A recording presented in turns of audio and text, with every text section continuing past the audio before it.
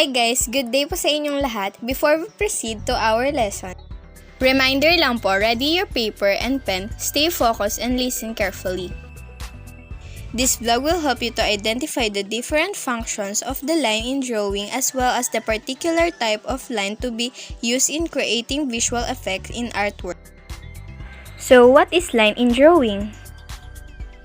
The line is said to be foundation of all drawings. So, ibig sabihin, through lines, ang artist ay kayang makabuo o makagawa ng shape, form, tone, texture, movement, and abstraction sa drawing. Next, what is line in shape and form? A shape is a flat plane or two-dimensional figure that has only length and width, while a form gives a view of three-dimensional figure that has length, width, and depth, as opposed to shape.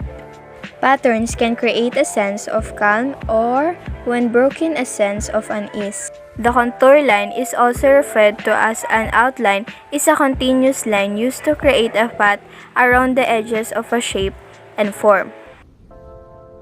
So this is the example of shapes.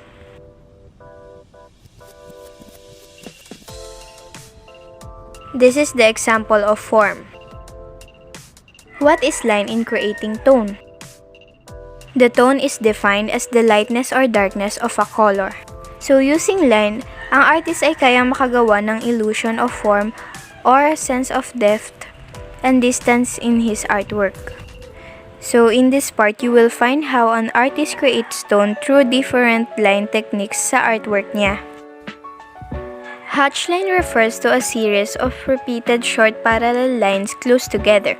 This artistic line technique ay magagamit sa paggawa ng tonal or shading effect sa drawing to depict form and depth. Cross-hatching pertains to the use lines crossing or intersecting two or more lines. This line can be drawn in any direction unlike sa hatch line. Ang artist ay pwedeng gumamit ng multiple layers sa crosshatch sa artwork to give a much darker tonal effect. He can also employ varied pressure of strokes to adjust the value of tone. So this is the example of line in creating tone. What is lines and texture? In the drawing, a texture simply refers to the seeming surface quality of a two- or three-dimensional figure. It may be rough, smooth, shiny, wooden, metal, and other surface quality. Texture is an element of art that describes the physical surface quality of an object. Pwede itong gamitin sa paggawa ng smooth texture. Artists use different strokes and values of the line to create a visual perceived texture effect in their drawings. These are the examples of line and texture. Movement using lines. Movement in drawing or visual movement pertains to feeling or action in the artwork. This movement can be shown in different ways using lines. The first and the simplest among the techniques is shown by drawing a number of parallel lines coming from the object.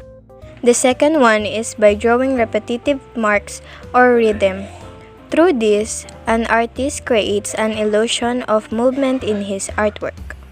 The last one is to put the subject in a position from which it is very impossible for the subject to hold the position in a static pose.